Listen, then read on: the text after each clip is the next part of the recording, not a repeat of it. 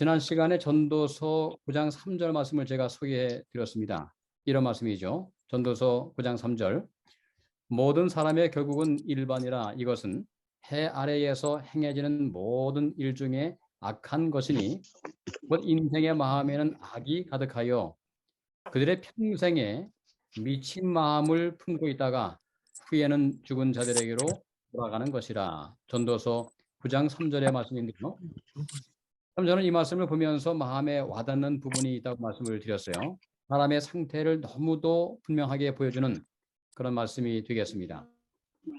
모든 사람은 마음에 악이 가득하다고 말씀하고 있죠. 평생에 미친 마음을 품으며 살아간다고도 말씀을 합니다. 참 이런 표현이 성경에 많지 않은데 성경은 그렇게 인간에 관해서 평가했습니다. 평생에 미친 마음을 품으며 살아간다고 하는 것이죠. 이 성령께서 함께하지 않는 사람들의 모습을 이렇게 단적으로 묘사하고 있는 것입니다. 성령의 충만함이 없으면 결국 모든 사람은 평생을 무언가의 잘못된 쪽으로 미친 마음으로 산다는 것이죠. 돈, 쾌락, 명예 혹은 권력, 일. 아마 요즘에는 핸드폰도 그렇고 인터넷도 있겠죠. 성령 충만한 상태가 아니면 엄밀히 말하면 모든 사람들이 미친 상태라고 그렇게 말씀할 수가 있겠습니다. 이 성령 충만을 받아서 온전한 하나님의 사람이 되라는 것은 결국 미친 상태에서 벗어나서 제발 하나님의 정신으로 하나님의 주시는 감정으로 세상을 똑바르게 바르게 살아가라는 그런 말씀이 되겠습니다.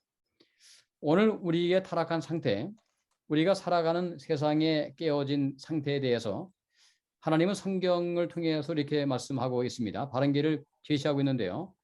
로마서 15장 4절에 보시면 왜 하나님께서 성경 말씀을 주었는지 아주 분명한 성경의 목적을 이렇게 기록하고 있습니다. 로마서 15장 4절. 무엇이든지 간에 전에 기록된 바는 성경 말씀이죠. 전에 기록된 바는 우리의 교훈을 위하여 기록된 것이니 우리로 하여금 인내로 또는 성경의 위로로 소망을 가지게 함이니라. 이게 지금 분명히 말씀했어요. 성경의 목적이 무엇인가? 우리에게 교훈을 주기 위해서. 또 한 가지는 인내하면서 하나님의 말씀에 기초하여 참된 위로와 소망을 가지고 세상을 살기 위한 것이라고 말씀하고 있습니다. 우리가 하나님의 말씀을 사랑할 수밖에 없는 이유가 여기에 있죠. 정말 성경 말씀은 우리에게 위로를 주고 또 소망을 주기도 하고요. 우리에게 바른 교훈을 주기도 합니다. 모든 성경 구절은 우리에게 위로와 안위함을 주기 위해서 기록이 되었다는 사실을 분명하게 기억해야 되겠습니다. 우리의 문제점을 보여주고 동시에 그 문제점을 어떻게 해결할 수 있는지 그 해결책, 치유책을 제시하는 책이 바로 성경이라고 하는 것이죠. 그런 의미에서 성경은 이 망가진 인간을 위한 하나님의 처방전이라고 그렇게 부를 수가 있겠습니다. 그러니까 성경은 이제부터는 나를 위한 하나님의 특별한 처방전, 그런 개념을 가지고 성경 말씀을 여시면 더 은혜롭게 마음속에 다가오게 될 것입니다. 또한 나와 관계없는 말씀이 아니고요. 바로 나의 문제가 무엇인지를 보여주시고 그 문제를 해결하기 원하시는 하나님의 사랑의 권고의 말씀이 바로 성경 말씀이다 하는 사실을 마음속에 이해하면 훨씬 더 성경이 개인적으로 마음속에 와닿게 될 것입니다. 진실한 설교는 이 문제에 초점을 맞추는 것이 매우 중요하겠죠. 성경 구절이 필요하게 된 인간의 타락한 상태가 무엇인가? 제가 지난주에도 강조했습니다. 그 구절을 사용해서 어떻게 성령께서 이 문제를 그때와 지금 바로 우리의 문제를 다루기 원하실까? 123 성경연구법에서 이야기하는 아마 1번에 해당되는 내용이죠. 이것은 성경 당시의 독자들과 오늘 우리의 문제를 함께 공유하고 있다는 그 사실을 전제하에 말씀하는 것입니다. 바로 오래전의 일이나 지금이나 형태가 다르다 할지라도 사실 인간의 본성의 문제는 그때나 지금이나 변함이 없는 것이죠. 상황이 바뀌었다 할지라도 그 본래 상태는 동일하게 남아 있는 것입니다. 모든 성경이 혹은 구절이 인간의 타락한 상태를 가지고 있다는 사실을 인식하면 우리는 하나님께서 그러한 우리를 어떠한 모습으로 회복하기를 원하시는지 또 그 방법까지도 성경이 제시하고 있음을 분명히 마음속에 이해해야 될 것입니다. 하나님은 인간의 문제만 말씀하는 것이 아니죠. 그 문제를 말씀하시면 반드시 뭐가 있을까요? 그 문제에 해당되어지는 답이 성경에 나와 있는 것도 분명합니다. 여러분 분명히 개념이 잡히시죠? 모든 성경 구절은 인간의 타락한 상태를 제시한다라고 말씀할 수 있습니다. 동시에 모든 성경 구절은 한 절 혹은 한 구절 혹은 한 책 전부 다가 하나님의 처방전, 하나님의 우리를 향하신 새로운 제시, 인간의 제시, 바로 그것을 말씀하고 있다고 하는 것이죠. 설교는 자연적으로 우리의 타락한 상태로부터 우리를 구원하시는 그분의 능력과 또 그분께서 우리에게 제공하시는 그 어떠한 은혜에 관해서 초점을 맞추게 되는 것입니다. 그러면서 하나님께 영광과 감사를 돌릴 수 있겠죠. 그러므로 제가 어떤 설교를 준비한다 하더라도 제 마음속에 반드시 설교에 포함하고 싶은 그 세 가지 요소가 있는데요. 그것을 저는 첫 번째가 인간의 상태가 무엇인가, 이 성경절에서 오늘 우리의 본성적인 그런 문제를 어떻게 다루고 있는가, 그것을 먼저 이야기하는 것이고요.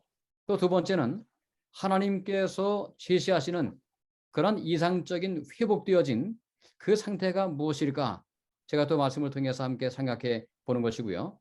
그 다음에 세 번째는 어떻게 그 회복이 가능할 것인가, 요 세 가지를 항상 저는 마음속에 생각하면서 말씀을 준비합니다. 1, 2, 3에서 이야기하는 것으로 하면 인간의 상태가 무엇인가 1번이죠. 그죠? 그 다음에 하나님께서 제시하시는 이상적인 모습은 무엇인가, 아마 저는 그것을 3번이라고 생각을 하고요. 어떻게 그러면 사람이 그 새롭게 회복이 가능할까, 이것을 2번으로 제시할 수가 있겠습니다. 인간의 타락하고 망가진 모습으로 끝나면 참 설교는 절망적이겠죠. 인간의 망가진 현상에 대해서 하나님의 제공하심을 높이 드는 것, 바로 그것이 설교의 목적이 되어야 합니다. 특별히 하나님의 처방을 다루는 부분에서는 우리가 조심할 것이 있는데요. 단순히 인간적인 열성이나 혹은 또 노력이 아니고 하나님의 처방입니다. 하나님의 능력과 또 그분의 공급하심, 또 성령의 인도하심, 성령의 역사하심, 또 하나님의 개입에 초점을 맞춰야 되겠죠. 하나님의 은혜에 초점을 맞추면 그럼 그것이 참 우리 마음속에 와닿는 그런 말씀이 되겠습니다. 그렇지 않으면 하나님의 은혜를 강조하지 못하면 결과적으로 또 하나의 부담을 신자들에게 안겨주는 아마 그런 설교가 되겠다고 생각이 드는 것이죠. 결국에 모든 설교는 희망이고 소망입니다. 제가 이것을 아주 많이 강조하고 싶은데요. 어떠한 종류의 설교랄지라도 어떠한 주제의 말씀이랄지라도 설교의 마지막은 항상 긍정적이고 밝고 그다음에 희망이 있어야 된다 하는 사실을 제 마음속에 늘 생각을 합니다. 여러분 설교가 어두워서는 안 됩니다. 그죠? 물론 어떠한 부분은 어두운 이야기가 나올 수 있겠죠. 하지만 궁극적으로 설교는 밝을 수 있어야 한다고 생각합니다. 결론적으로 설교는 희망적이고 밝아야 하는 것이죠. 이 모든 설교에는 하나님이 주시는 속죄의 용서하심과 위로와 또 소망과 격려가 포함되어 있는 것이 분명합니다. 그러므로 제가 이렇게 사실 설교하기를 좋아합니다. 설교를 이제 하려고 이렇게 단상에 올라가 있으면 제가 어떤 마음으로 설교하는지 아십니까? 제가 이런 마음으로 설교를 전달합니다. 오늘 성도들에게 하나님께서 주시는 선물을 드려야지. 여러분 제가 주려고 하는 선물이 없다면 설교하기가 어렵겠죠. 그렇게 맞으면 우리가 말이죠. 어떤 선물을 주는 심정으로 설교하면 그렇게 크게 긴장할 만한 이유도 사실 없습니다. 사실 선물을 주는 사람이 긴장할 필요가 없겠죠. 제가 한 가지 잠깐 좀 퀴즈를 한번 내보겠습니다. 여러분 설교하는 사람이 긴장을 해야 되겠습니까? 어떻게 생각하세요?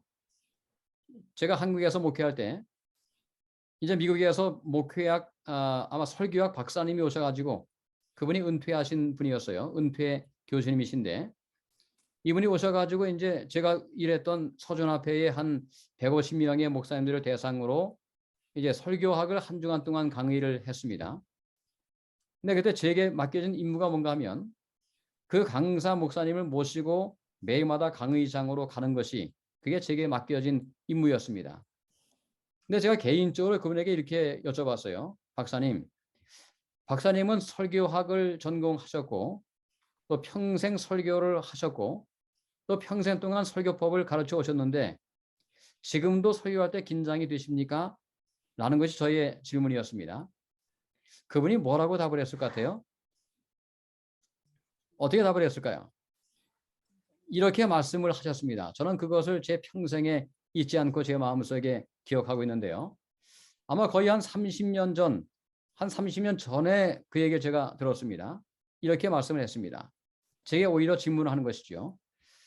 바이올린의 줄이 너무 팽팽하면 어떻게 될까요? 라고 물어봤습니다. 제가 답을 어떻게 했는가 하면 아마 너무 지나치게 팽팽하면 끊어지지 않겠습니까? 그분이 맞다고 말씀을 했어요. 또 이렇게 질문했습니다. 만약에 이 바이올린의 줄이 너무 느슨하면 어떻게 되겠냐고 물어봤습니다. 제가 말하기를 아마 너무 느슨하면 음악이 나오지 않지 않겠습니까? 라고 이야기했습니다. 그때 그분께서 이렇게 답을 했어요. 마찬가지로 이 바이올린의 줄이 적당하게 긴장이 필요한 것처럼 설교자는 적당한 긴장이 필요하다라고 말씀을 했습니다. 너무 긴장해도 안 되고 너무 긴장하지 않아도 안 되고 적당한 긴장이 필요하다. 참 저는 그 사실을 제 마음속에 늘 생각하면서 참 그 답이 정말 명답임을 제 마음속에 생각하고 있습니다. 이 분명한 인간의 타락하게 된 상태는 그 구절을 정확하고 직접적으로 다루기를 요구하고 인간 중심이 되지 못하게 합니다. 전적으로 하나님의 적응하시는 해답을 제시할 수 있어야 되겠죠. 어떤 경우에는 한 성경 말씀 가운데서 혹은 한 구절에서 인간의 문제가 여러 개가 나옵니다. 하지만 가능하면 설교는 그 중에서 하나를 선택해서 집중적으로 설교하는 것, 아마 그것이 상당히 중요하겠죠. 제가 지난주에 그런 말씀을 드렸죠. 이 신교 목사님께서 설교학을 가르치시면서 했던 하나의 말씀인데요.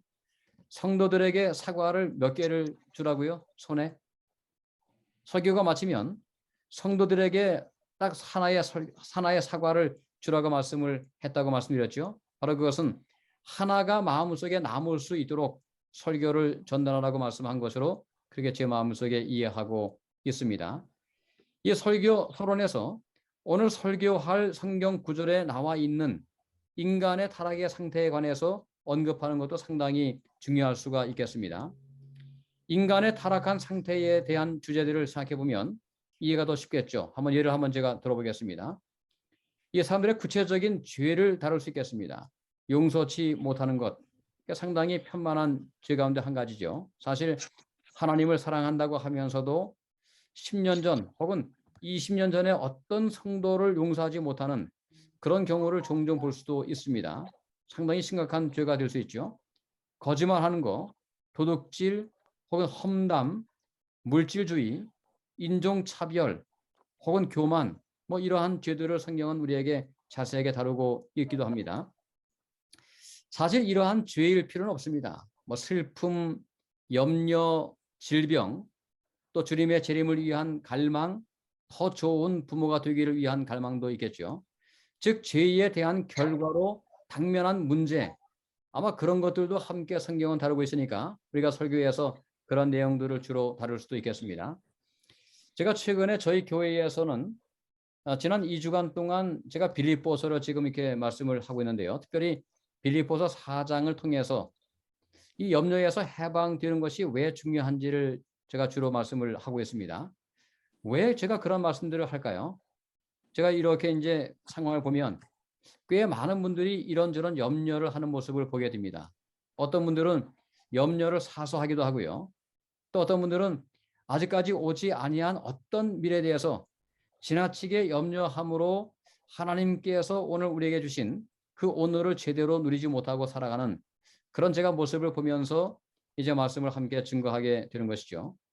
이 사람의 상태를 설명한 이후에 그 사람이 어떻게 그러한 상황에서 벗어날 수 있는지, 어떻게 염려에서 자유로워질 수 있는지 이제 그쪽으로 포커스를 맞추면서 말씀을 증거하게 되는 것입니다. 제가 지난주에 한 예를 들면 항상 기뻐하라고 말씀했죠.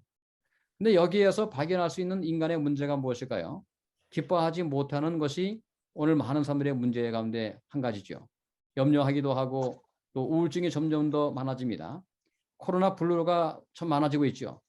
근데 그런 상황에서 하나님께서 말씀하시기를 항상 기뻐하라고 말씀했는데 여러분 정말 항상 기뻐해야 되는 것입니까? 항상 기쁨의 감정만 가지고 살아가야 되는 것일까요? 그렇지 않다고 제가 말씀을 드렸어요.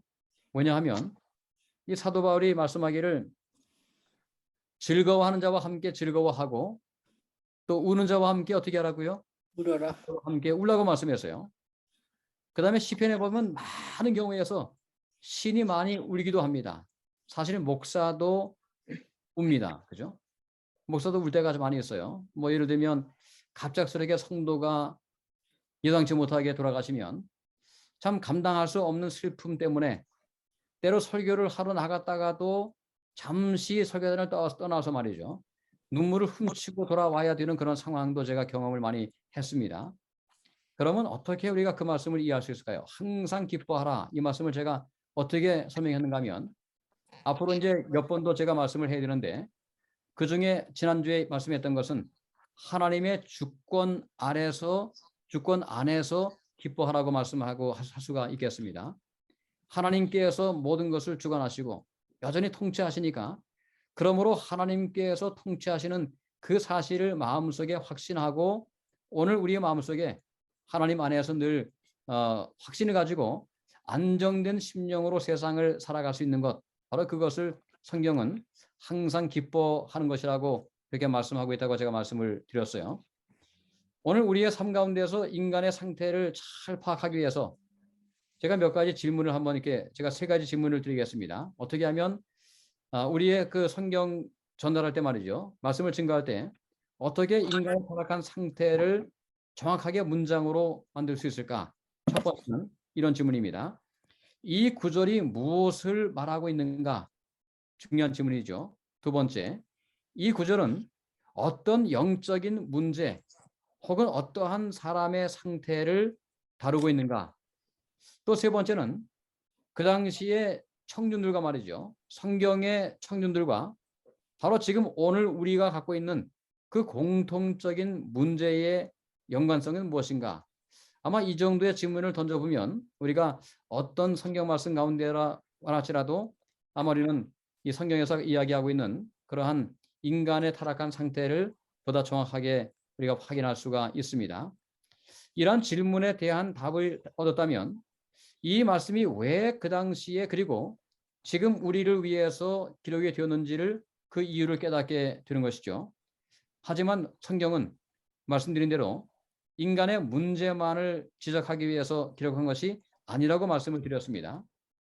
모든 말씀은 하나님의 감동으로 된 것으로 교훈과 책망과 바르게 함과 바르게 함과 위로 위로 교육하기에 교육하기에 유익하니 유익하니 이는 하나님의 사람으로 온전케 하여 이렇게 말씀했죠. 결과적으로 성경이 기록된 가장 중요한 목적이 우리의 문제만 제시하는 것이 아니고 우리의 문제를 잘 해결함으로 온전한 사람으로 변화시키기 위한 바로 그것이 성경의 목적이구나 하는 사실을 분명하게 확인하게 됩니다. 결국 하나님은 우리에게 성경을 통해서 나타내신 문제를 해결하도록 처방하시는 바로 그 말씀을 성경에서 소개하고 있는 것이죠. 여러분 설교자들은 인간의 죄된 상태 혹은 타락한 상태를 깨달은 이후에 자동적으로 현대인의 삶을 위한 성경의 해결책과 교훈으로 향해야 되겠습니다. 그러므로 이런 질문이죠. So what? 이라고 우리가 표현하죠. 그래서 어떻게 하란 말인가 이런 것이죠. 당신은 나로 하여금 무엇을 하도록 혹은 무엇을 믿으란 말인가? 이 질문에 관하여 답을 하지 못하면 사실 설교가 될 수가 없습니다. 이것 우리는 적용이라고 이야기하죠. 이 청중들은 이렇게 물을 만한 권리가 있습니다. 당신은 왜 그것을 지금 말씀하는 건가요? 이 정보로 내가 무엇을 해야 하는 것입니까? 라고 물어볼 만한 권리가 충분히 있다고 하는 것입니다. 제가 이제 처음에 목회를 나왔습니다. 한국에서요. 제가 이제 미국에서 공부를 마치고 1992년도에 공부를 마친 이후에 이제 한국으로 나가서 1993년도부터 이제 목회를 시작을 했습니다. 근데 그때 제가 항상 설교가 마치면은 그 당시에 이제 교회 그 어린아이가 있었어요. 한 여러 명 이렇게 있는데 제가 아이들을 불러서 물어봅니다. 너 오늘 목사님이 한 설교의 내용이 뭔지 알아? 라고 물어봅니다. 그럼 그 아이들이 알아들으면 참 제가 마음이 해피했고요. 또 그다음에 한 가지 뭔가 하면 오늘 이 설교 말씀을 통해서 무엇을 하란 얘기지?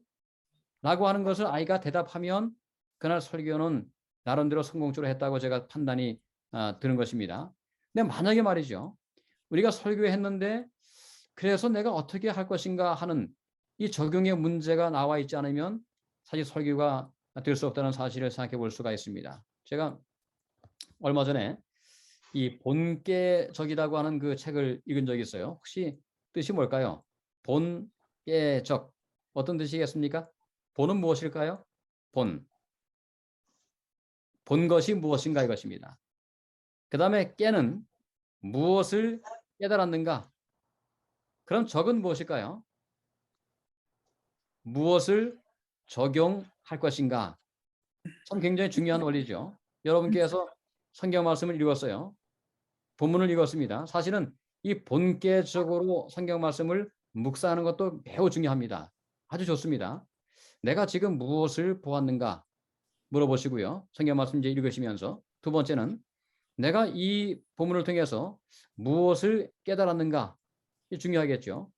그 다음에 마지막으로 내가 이 말씀을 어떻게 내 생활 속에 적용할 것인가. 오늘 본계적 이 사실을 마음속에 꼭 기억하셔도 이 성경 말씀을 묵상할 때 큰 도움이 될 거라고 생각이 듭니다. 혹은 말이죠. 여러분이 교회에서 설교 말씀을 들었어요. 매주마다 설교를 듣습니다. 그리고 또 본계적으로 한번 들어보시기 바랍니다. 여러분이 이제 설교 말씀을 듣고 나서 집으로 이제 가고 있어요. 근데 대화 속에서 이런 대화가 가능하겠죠. 오늘 어떤 설교, 어떤 말씀을 보았는가, 어떤 말씀을 내가 들었는가. 두 번째는 내가 오늘 설교를 통해서 무엇을 깨달았지? 또 세 번째는 내가 이 말씀을 어떻게 내 삶 가운데 적용할 수 있을까? 아마 우리가 매주마다 듣는 설교 말씀들을 이 본계적으로 들으면 우리의 삶 가운데 많은 변화가 생기지 않을까요? 그냥 마음속에 은혜 받는 것으로 끝나는 것이 아니고 오늘 들은 말씀을 어떻게 내 생활 속에 개인적으로 적용할 수 있을까 하는 질문까지 나가지 못하면 사실은 항상 배우나 제가 이 말씀을 늘 마음속에 기억합니다. 항상 배우나 뒤에 뭐라 그랬죠? 마침내 진리에 이르지 못한다. 이런 말씀이죠. 우리가 항상 성경 말씀을 보지만 마침내 진리의 말씀에 이르지 못하는 이유가 무엇일까요? 그 말씀을 통해서 깨닫고 적용하는 그런 능력이 우리 가운데 없으면 참 말씀이 크게 우리의 삶을 바꿀 수 없다고 하는 사실을 확인해 보게 되는 것입니다. 사실 바울은 이렇게 한 것 같아요. 로마서를 봐도 그렇고 또 디도서를 봐도 그렇고 어떤 책을 기록해도 처음에는 어떤 교리적인 것을 다루고요. 그 다음 마지막 부분은 항상 무엇으로 끝납니까? 그것의 적용으로 끝나는 것을 보게 됩니다. 로마서가 그렇죠. 처음에는 교리적인 부분이 많이 나옵니다. 하지만 나중에는 뭐가 나올까요? 반드시 그 말씀을 어떻게 우리의 실생활에 적용할 수 있는가? 이 구체적인 적용의 문제를 항상 다루는 것을 보게 됩니다.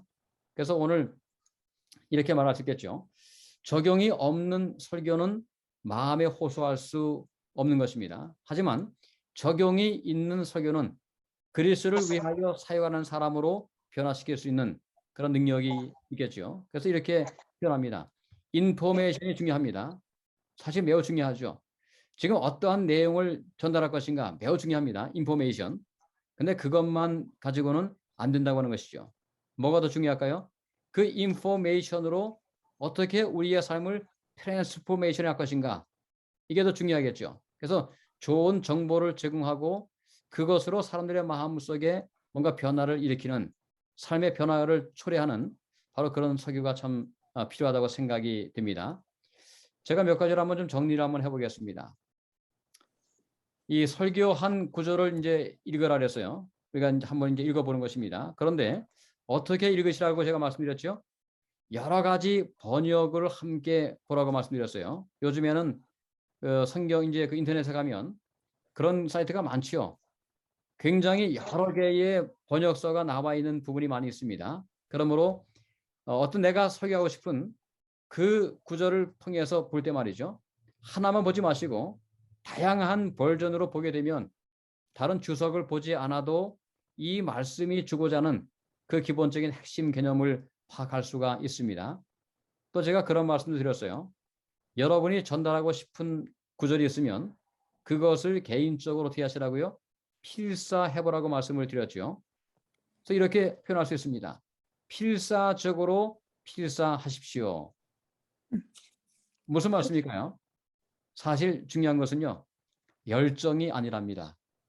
열정으로 필사하면 나중에 못합니다. 습관으로 하는 것입니다. 그래서 하루에 얼마나 많이 하는 게 중요한 것이 아니고 만약에 성경을 필사한다 할지라도 그냥 하루에 조금씩이라 할지라도 매일마다 하는 게 훨씬 더 중요합니다. 한 번에 몰아서 하는 것이 아니고 꾸준하게 매일마다 똑같은 양이라 할지라도 뭐 15분도 괜찮아요. 그 정도 해가지고 매일마다 하면 그것이 결국은 이 우리의 목표를 잘 성취할 수 있겠죠. 그 다음에 성경 말씀 읽으실 때 중심 사상이나 혹은 아이디어를 찾아보는 것입니다. 오늘 여기 지금 저자가 기록한 이 말씀의 메인 아이디어가 무엇일까? 어떤 지금 주제를 다루고 있는가? 그걸 한번 생각해 보시고요. 또 적용을 위한 단계에서는 타락한 인간의 상태를 발견하고 이 부분을 오늘 우리 교인들의 상황과 같이 한번 비교해 보는 것이죠. 그 다음에 하나님께서 바라시는 회복한 상태가 무엇인지를 확인하는 것이고요. 또 하나님께서 어떠한 방법을 통해서 우리의 타락한 상태에서 회복되어진 상태로 가기를 하나님께서 제시하시는가, 이 부분들을 함께 우리가 다룰 수 있는 것이 매우 중요하겠습니다. 그래서 모든 설교를 할 때마다, 항상 설교를 할 때마다 가장 중요한 것은 인간의 상태가 무엇인가, 하나님께서 원하시는 회복되어진 상태는 또 무엇인가, 어떻게 그 과정에서 하나님께서 원하시는 회복의 그 방법은 무엇인지, 이 세 가지를 항상 다루면 아마 모든 설교에서 하나님께서 우리에게 증거하고자 하시는 그런 기별을 바르게 전달할 수 있다고 생각이 됩니다. 그래서 제가 한 가지 또 추천하고 싶은 것은요. 사실 성경 말씀을 만약에 읽으시면 항상 먼저는 주석 보지 마시고 여러분이 개인적으로 연습해 보시기 바랍니다. 개인적으로 아무것도 참고하지 않고 그 성경 말씀을 읽고 나서 한번 A4용지에 말이죠. 개인적으로 한번 써보는 겁니다. 그냥 무섭게 써보세요. 그걸 다 써본 다음에 나중에 그것과 이연의 시를 비교해 보면 아마 상당히 좋은 연습이 될 수 있다고 생각이 됩니다. 글을 쓰는 연습도 가능하고요. 그 다음에 성경절을 통해서 하나님께서 내게 개인적으로 주시는 그 기별을 찾아내는 아마 그런 훈련도 참 잘 하는 그런 한 방법이 있다고 생각합니다. 여튼 오늘 이 사실을 마음 가운데 기억하시면서 각자가 지금 1, 2, 3 성경 그룹은 사실 설교 말씀을 듣는 것뿐 아니고 설교 말씀을 증가하시는 분들이죠. 그러므로 또 이제 더 원하시면 우리 엄 목사님의 책이 참 좋습니다. 제가 벌써 그 책을 제가 다 읽어봤어요. 제가 읽어봤는데 너무도 훌륭한 책이니까 그 책을 읽어보시면서 1, 2, 3의 개념을 확실하게 정립하시고 또 성경 말씀을 잘 묵상하여 바르게 말씀을 증거하시는 그런 말씀 증거자로 더욱더 성장하시는 우리 모두가 되시기를 바라면서 오늘 강의를 마치도록 하겠습니다. 네. 그 설교의 세 가지 요소를 이제 이야기할 때 첫 번째가 로고스를 이야기하고요. 로고스. 두 번째가 페소스라고 이야기하고요. 세 번째가 에소스라고 말합니다. 근데 잠깐 설명드리면 로고스는 하나의 말씀이죠, 그죠? 네. 말씀이 이제 필요하고 두 번째 이 페소스가 뭘까요? 페소스. 이것은 열정을 이야기합니다. 열정. 그다음에 마지막 세 번째 요 에소스는 뭔가 하면요. 이것은 이렇게 표현할 수 있습니다. 다른 사람이 그 설교자를 생각할 때 가질 수 있는 품성이라고 이렇게 표현할 수 있어요. 제가 이 말씀을 왜 드리는가 하면 사실은 로고스와 그 페서스가 있다 할지라도 사실은 마지막 단계인 에서스, 그 사람을 볼 때 인식되어지는 평상시의 이미지 혹은 성품, 아마 요 부분이 상당히 중요하겠죠. 그래서 아무리 좋은 말씀이라 할지라도 그 설교자에 대한 잘못되어진 인식이 있으면 안 되니까 말이죠. 그래서 각자의 우리가 살아가면서 각자가 내가 지금 비춰지는 나의 모습 혹은 하나님께서 바라보시기에 나의 성품이 어떠한가, 아마 여기에도 좀 더 우리가 깊은 관심을 가져야 되겠다, 이런 제가 생각을 또 해보게 되었습니다. 먼저 한쪽에다가 노트에다가 인간의 상태 먼저 한번 써보는 것이죠. 그렇죠. 인간의 상태. 그다음에 또 이제 한쪽에다가는 하나님께서 오늘 내게 원하시는 상태가 무엇일까, 또 그걸 이제 써보는 것이고요. 성경 말씀에 기초해서. 그다음에 또 한 가지는 하나님께서 그러면 어떻게 내가 이런 지금 상황에서 하나님이 원하시는 그 상태, 그쪽으로 가도록 어떠한 지금 방법을 제시하고 있는가, 이렇게 세 가지로 나눠서 준비하면 아마 설교 준비가 훨씬 더 수월하지 않을까 하는 생각이 들었고요. 네. 그냥 아웃라인만 쓰는 것이 아니고요. 전문을 쓰는 연습을 하는 게 굉장히 중요할 것 같아요. 그래서 쓰다 보면은 자연적으로 나옵니다. 근데 안 쓰면 생각이 안 나요. 그래서 항상 쓰는 것을 연습해 가지고 전문을 다 쓰는 것, 저는 그것을 굉장히 중요하게 생각하고 또 그렇게 지금도 이렇게 하고 있습니다. 첫 번째는 인간의 타락한 상태, 인간의 문제, 그죠? 예, 그 본문이 제시하고 있는 예. 인간의 문제가 무엇인지. 그 다음에 두 번째는 하나님께서 우리에게 원하시는 그 회복되어진 모습은 어떤 모습인가, 예, 그죠? 그 다음에 예. 세 번째는 그럼 하나님께서 그렇게 타락한 상태에 있는 우리에게 하나님께서 원하시는 회복되어진 단계로 가기 위해서 제시하고 있는 방법이 무엇인가, 그 말씀을 통해서 말이죠. 그 본문에서 이 세 가지가 분명하면 설교가 흐름이 정확하죠, 그죠? 그러면 예. 설교가 빗나가지 않죠. 최소한 1, 2, 3 묵상이네. 예, 그렇죠. 1, 2, 3 묵상이 되는 거죠. 자연스럽게. 그렇습니다. 아멘. 근데 어떤 목사님은요, 원고를 아예 안 쓰는 분들도 계시고, 원고를 쓰시는 분도 있는데, 원고를 안 쓰고 해부로서 하라고 그러는데, 또 그것도 뭔 소리. 원고를 안 쓰는 분들은 사실은 제가 볼 때는 둘 중에 하나입니다. 아주 탁월한 그 능력이 있든지 말이죠. 아니면 게으른 것입니다. 하는 분 가운데서도. 근데 그런 분들은 굉장히 탁월한 분들이 있어요. 그 중에. 근데 그런 분들은 많지 문자만 않죠. 정리해놓고서 그냥 하시더라고요. 예, 근데 그거는 이제 상당히 이제 그 좀 그 쉬운 게 아니고, 사실은 제가 배웠던 건 뭔가 하면 원고를 다 쓰되 그 원고에 매이지 말라고 이야기하죠. 그러니까 원고를 일단 써놓고 나서 말이죠. 한 가지 방법이 이것입니다. 써놓고 나서 그렇게 하려면은 일단 다 써놓고 나서 그다음에 요점만 가지고 올라가서 설교할 수 있고요. 아니면 전문을 가지고 올라가되 그때마다 성령께서 하시는 말씀이 있잖아요. 근데 그럴 때 조금 더 자유스럽게 이렇게 반응할 수 있지만 원고가 아예 없이 하는 건 상당히 좀 위험하다고 생각합니다. 왜냐하면 사람이 이 말이라는 게 그냥 불쑥 나오거든요, 잘못하면. 저 같은 경우는 어떻게 하는가 하면 제가 원고를 작성한 다음에 심지어 말이죠. 과연 이 단어가 지금 정확한 단어인지, 이것이 혹시 약간 좀 그 유치하지 않은지 말이죠. 그 단어 하나까지 다 살펴보는 제가 그런 연습을 좀 하거든요. 그래서 아마 제가 볼 때 우리가 훈련을 하는 차원에서도 원고를 본문을 쓰는 걸 저는 상당히 선호하고 또 권장해 드립니다. 네네. 네. 아멘. 입니다. 감사합니다. 많으신 아버지 하나님, 하나님의 은혜 가운데 이렇게 우리 장로님 집사님들이 함께 힘을 모아서 주의 말씀을 묵상하고 또 말씀을 증거하고 싶은 열정을 하나님께서 허락해 주셨사오니 감사합니다.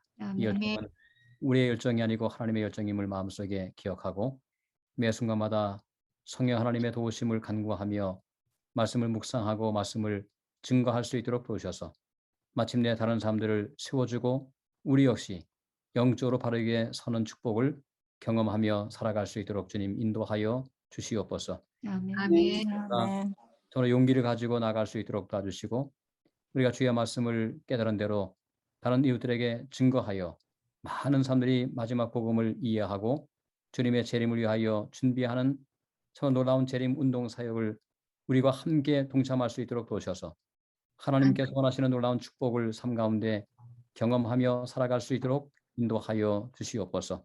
요즘 아멘. 함께 동참하신 모든 분들 하나님의 은총이 함께 하셔서 영육간에 강건할 수 있도록 도우시고 나의 열정이 아닌 성령의 열정으로 끝까지 믿음으로 승리하며 좋은 습관을 통해서 하나님께 영광 돌릴 수 있는 복된 우리의 모든 삶이 될 수 있도록 끝까지 축복하시고 인도하여 주시옵소서. 아멘. 성경 연구를 위하여 애쓰고 수고하시는 또 목사님과 사모님 또 모든 분들에게 하나님의 동일하신 축복이 함께 하실 것을 믿고 감사드리며 저희를 사랑해 주시는 예수님의 이름으로 간절히 기도합니다. 아멘. 아멘. 아멘. 감사합니다. 수고 감사합니다. 많으셨습니다. 안녕히 계십시오.